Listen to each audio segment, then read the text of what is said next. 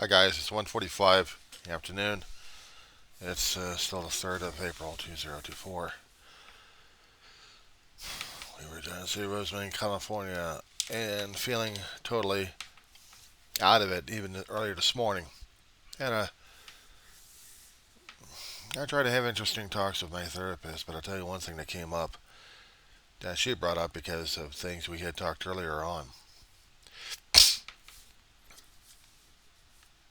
I know some of the subject matters I usually talk about are things I knew and grew up with and learned about, and things I'm still rediscovering. And it also relates to trauma that I've experienced in my life. I mean, Southern California, either you get used to it or you get traumatized. What I'm talking about is the initiation of being a Southern Californian. Earthquakes.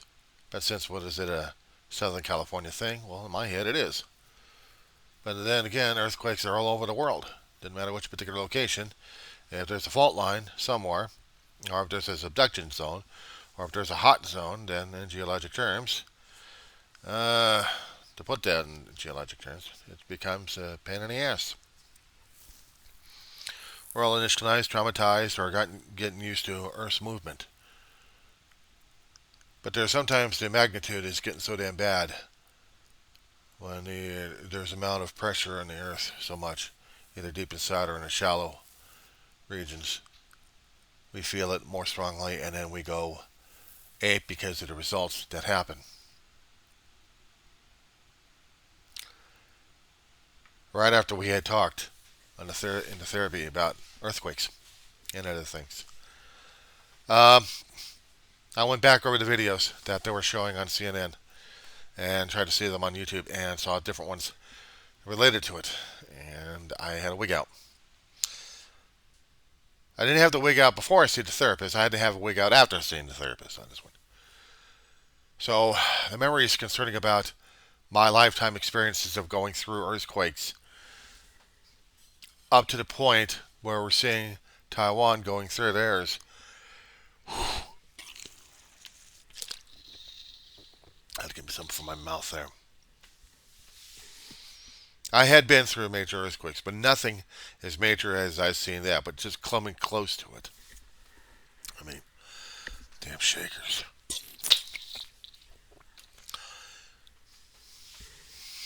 I mean, it was practically a 7 pointer. If we want to talk about it at that level, concerning about Silmar, and we should have all been devastated during that time. I feel like it was the end of the world. And for some of us, it was almost the end of the world. And then other earthquakes in different areas, experiencing up and down the California coastline, or in the deep bowels of California. Different times. We're talking between 5 and to nearly 7 in my lifetime.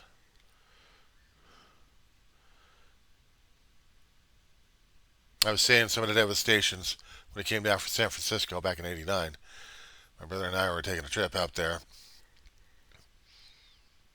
and we're going to a convention, not sci-fi, something else, 12-stepper.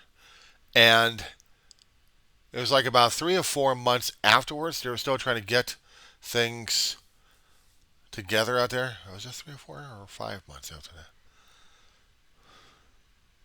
Let's call it several months after that. Because the freeway that they still had up there, the double decker, sandwiched during the earthquake, and they still had it up. So taking alternative routes when it comes out for buses, and seeing San Francisco trying to recover from this thing. I mean, they were getting their tourist market back. Hotels were getting populated again. They were certified okay to run. It was an extensive thing they actually had. Had to happen during the Battle of the Bays World Series between the Oakland A's and San Francisco Giants.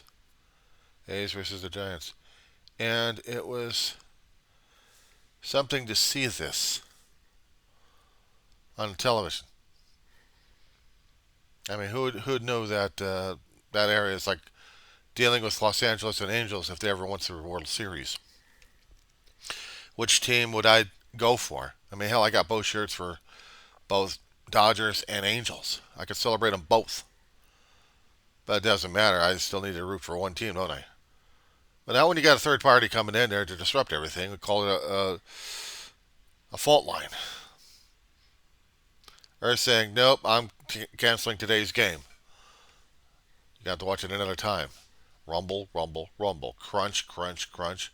People screaming, people dying. Fire all around. Pictures are one thing, but when someone actually has to go through in 1994, when their own neighborhood goes up in smoke, yeah, that does it. That does something to a person. That definitely changes dynamics in a person. I've gone through the fivers. I've gone through a little bit of a six, maybe beforehand. Maybe a 4.7 or 4.8. Doesn't matter. Doesn't matter. I've been through it. I don't wear shirts saying that I survived this thing. No, I got the memories that actually terrified the hell out of me. That tells me that I survived it. I got a couple of books, one for the Northridge and one earlier than that for San Francisco. I don't think I need any more than that because these things were two major and massive ones that happened.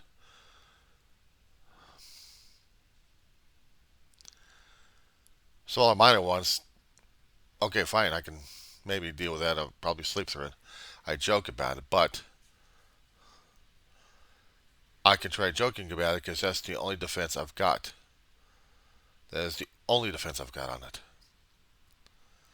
I see other countries, other regions, even in the United States of Alaska, going through major quakes, or maybe a little bit of a tsunami or two because of the where the location of the quake and the shaking was, and how it was displacing the water into which direction. I'm thinking about that. I hear the earthquakes out in Caribbean waters. Okay, rotten enough anyway. I hear minor quakes happening about 4 or 5 out in the Midwest, fracking situations, or maybe fault lines waking up. Then I hear something about in the East Coast having a few earthquakes over 2 or 3, and they're shaking, and people are freaking out about 2 or 3, which I yawn out here because 2s and 3s are nothing if we actually had them. A series or sequence of earthquakes close to the Mexican border in the area, El Centro. They would have multiple earthquakes up there. Out in the southern region of California, they would have the earthquakes out there. We would hear about the swarms. Okay, there's been a little bit of movement out there. Okay, no problem. We've been hearing about it for years. Okay, sleeper on that one because it hasn't hit. But there's always the chance that a major portion of California, either northern or California, southern California, will go through that again. And it puts me on edge.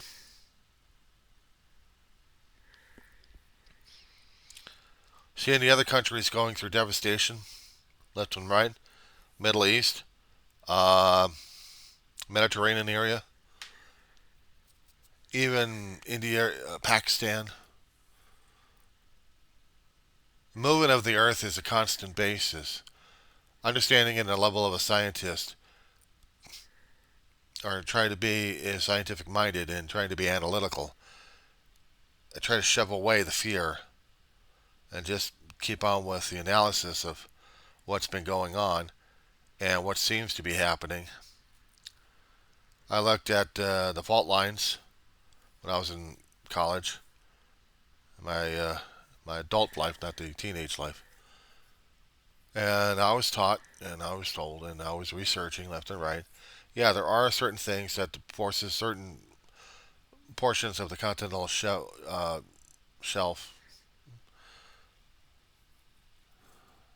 continental crust. I'm searching for that word there. That were floating around and crunching into things, or being spread out, melted, however being formed or renewed or something. And portions of India keep growing and growing because you got a massive crust just crunching into each other. So they cause earthquakes. And I hear about that. I get numb on that one. It's not that people have died or people got injured. It's the force of nature being demonstrated. Because now I see more of it. Taiwan. Yes, I know that the activity in the Pacific Rim of Fire is great, especially when it comes down to the Far East and the Orient. And in the islands out there. I'm not talking about Hawaii. I'm talking about closer to the other islands that line and border Asia, are being part of Asia. And hearing the devastations, yeah, that's one thing, but seeing the force of nature, when they actually capture it on camera, the external shots are tremendous enough. What gets to me is when you had a news studio, and then they're showing the trigger for me. When you see the lights swaying, heavy lights swaying. When there is news shots happening out here when we have earthquakes, I see that. I see that happening. And that is the most terrifying thing for me to visualize. Seeing that level, it's freaking me out. A 4 or 5, okay, almost nothing. Just maybe move a few things here and there. But a 7 rocking bridges, bouncing cars, bouncing people out, or just freaking people out on bridges when they're just warping. Not a Hollywood movie. People that have dash cams watching and recording this thing, posting it online. And a television studio showing inside how close that they are of getting rained upon by heavy lights that they need to brighten up the studio. I didn't have to read the words behind the news reporter in this one to know that there was a major alert telling people what to do and how to react and how not to react. And seeing her trying to stay calm while she's standing or swaying or shifting her stance a bit while keeping her eyes on the lights indirectly. And the cameras would be shifting up, seeing the cameras to see whether the lights, seeing whether or not if they're going to be crashing down. I would have the memories of what it was like watching on the television and seeing those lights even on racks threatening to crash because they would be supported by what looked like flimsy cabling that scared the hell out of me. Just watching this. Not knowing whether or not these people are going to be living or dying. Not knowing if part of the studio is going to be collapsing on camera. How to scare the crap out of you when you're seeing that in real life. I mean, it's bad enough if you're seeing cars being bounced off of roads left and right, cracks happening in the ground, and seeing buildings going or just crunch, or just crunch, or just become permanent leaning towers of terror. Seeing this, trying to understand why. Why is this happening? My brain wanted to get logical answers for this damn thing. It doesn't matter. Earth doesn't work on logic. Earth works on its own self. There's no logic when it comes down for volcanism, for seismology, for geology at work. There is none of that. It's still terrifying as hell.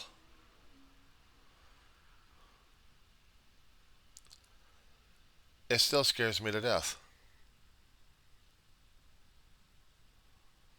Turning things over and trying to be sanguine about it or trying to be, oh, well, it's just things like that.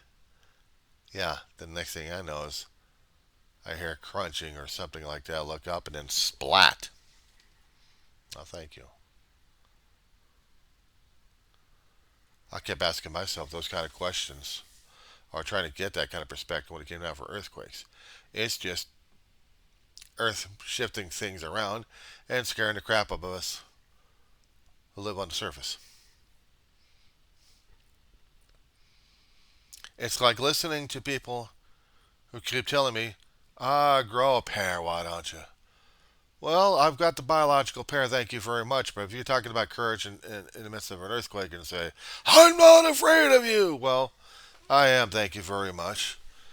Given enough shifting of the material underneath me, if there was enough water table shifting in the ground and there was dissolvable minerals, thank you very much, don't want that one.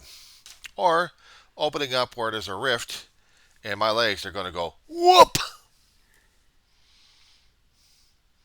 or let alone having the building shaken to the point where foundations or weakened foundations would cause a collapse, even on a 2 level. So, yeah, I have to keep that in mind. I also have to keep in mind that after the first initial terror has been done, and maybe the second portion of the terror has been done, the aftershocks, that I still have to get on survival mode. I still have to probably be on rescue mode if I am. Either me being trying to be rescued or basically trying to rescue somebody else if I could. And then, if there's any food or water to be salvaged, medical supplies to be salvaged, any help coming, because I've seen what it's like when you don't have that for 2 or 3 days, maybe longer than that.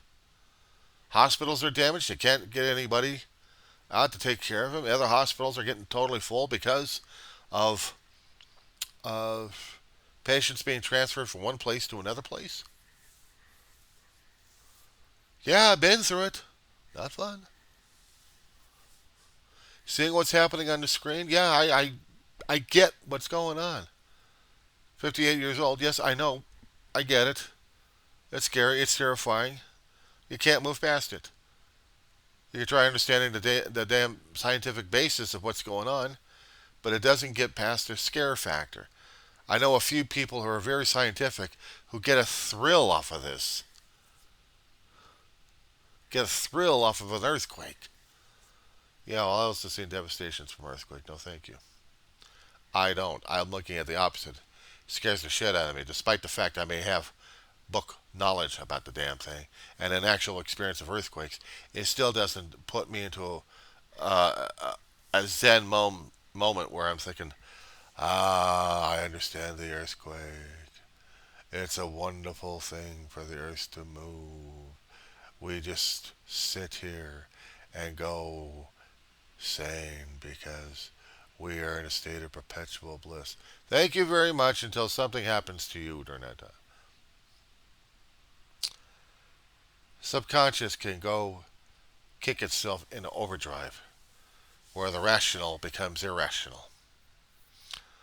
And fear factor is running everything. At times, fear can be an integral part of survival. Other times, it's a hindrance. What you need to do, what you think you need to do, what has to be done, you have to keep kicking fear out of the way and just saying, I need to get this damn thing done. You can still be afraid, but you still need to get the damn thing done because it has to be done, whatever it is. The fight or flight, or whatever they got after that, just freeze. Or just not acknowledge it. I've acknowledged earthquakes. I've acknowledged that I'm terrified of earthquakes, and I'm a Southern California native. Earthquakes are a thing in the earth. You're part of the earth. Earthquakes happen. Either get with the program, or you're going to be rattled all the damn time. I'm rattled all the damn time. But now when it comes down for a 1 or 2 or a 3 or 4 magnitude, okay, I can pretty much handle those damn things. I just maybe freeze up a little bit, but that's about it. 5, that catches my attention. And a 6, beyond that, you really got my attention. So, talking about it sometimes helps, and it also brings up the hot spot in me. I've looked at cartoons and animated glyphs and graphs about when you have rock going underneath rock, and in the mantle it heats up to where you have these bulbous formations of melted rock going through solidified rock, finding the cracks and crevices, but pushing itself up to where the force of it is breaking the surface and either spreads itself out or looks worse than a pimple does. Pimple on the skin of the earth. Or think of it as a boil. Think of it as a boil. A manufactured biological pus filled with organic material coming through on your skin and then looking ugly, feeling ugly, being ugly, and then becomes gross after that. Unfortunately, when it comes down for molten rock doing that to Earth's surface, it just doesn't. There's no way to surgically excise the damn thing. You have to wait until it bursts through, then it does its thing, one way or another. We can do something about a biological boil or acne. You can't do anything about the Earth doing that.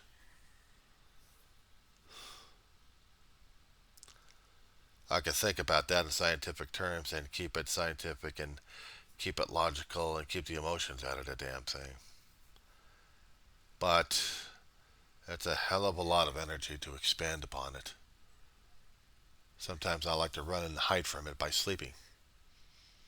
Sleeping away the PTSD flashbacks. Doesn't have to be the memory sometimes.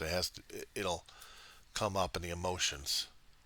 Fight or flight, mostly. I can't fight it, so I have to flee. What do I flee to? I don't know. I can try running like crazy or walking like crazy. Is it going to deal with it? I don't know. Is the sun going to get it arrested? Not really. Now, even if I happen to try to go back to sleep on it, I can't hide from it because I'll have dreams about it. So what can I do about it?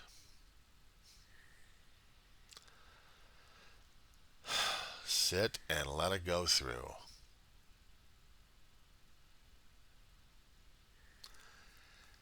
Sit and let the whole damn feeling go through. I'm thousands of miles away from Taiwan, but the experiences I've gone through, there's no way to run and hide from it, or even the memories of them. And also fearing and knowing that one day we're going to be going through that kind of situation again. And I'm not looking forward to it. A few years back, we actually had Ridgecrest going through a little bit beyond 6, almost 7, I think. But they had some damage happening out there, not to mention China Lake near the area. Roads cracked, buckled. Geologists were fascinated about it. Just look at this, look at that, look at that. Trying to find out what kind of movement the Earth did on us so they could find the correct scientific term for it. Still doesn't alleviate the fear factor of it. I mean, only if you're just a complete geek about Earth movement. I'm not a geek over it. I tried to do the science classes as much as I can to understand the mechanism and thinking that's going to help me out, but it doesn't take away the damn fear factor. Put yourself on a roller coaster that you may or may not have put yourself onto before. You can see the tracks. You can see how the cars are rolling. You can see how the people are reacting. Then you convince yourself you're fine. Or otherwise, you'll tell yourself, is it too late for me to get off on a chicken exit? There's always a chicken exit. But in that situation, you're stuck in the car. And now the car is going up the hill. The anticipation, the fear factor. Some people call it the wow factor and they're excited about it. Me, I'm terrified because I'm going up on a damn hill in a car I've never been in before, on a track I've never even seen before. It's still daylight. And now I got to get used to this height coming up on the apex, and then gravity takes over. And then all hell breaks loose. If I happen to survive without getting whiplash in the neck or the back, or having my stomach turn inside out, if I happen to get out, I'll probably be looking for not a chicken exit at that point. I'm looking for a place to go relieve myself. Thinking about it is making my stomach churn. For real. Talking about the earthquakes makes my experience go nuts on this one. Talking to a therapist about it didn't help. Especially when I wasn't triggered by it. At least I wasn't quite sure if I was triggered by it. I tried to laugh and joke and talk about other things, but I think my subconscious was working on that one. Because right after I got off the phone call with my therapist, and I researched what happened over there, I'm still feeling the same. It was a little bit more slightly intense, but not as much. Well, to the point where it put me in bed and I had to sleep for a couple hours and then deal with the nightmares in there. Some dreams are okay and other dreams turn out to be nightmares. Then I deal with the regular things that we're dealing with right now regarding politics. That level of malevolence and nightmare to deal with. Some things I can control and other things I can't. With a click of a mouse, I can turn off that which drives me nuts. All that bad news and crap going on. I can turn that off. I can turn off something else that might scare the hell out of me, or excite me, or try to make me laugh if I allowed it to. But for the most part, I'm seeing things that I don't want to see, don't want to deal with, and having a hard time working with it. So how am I supposed to be working with it? I've seen man's inhumanity towards each other. And some things that they want to do because of their own damn personality issues.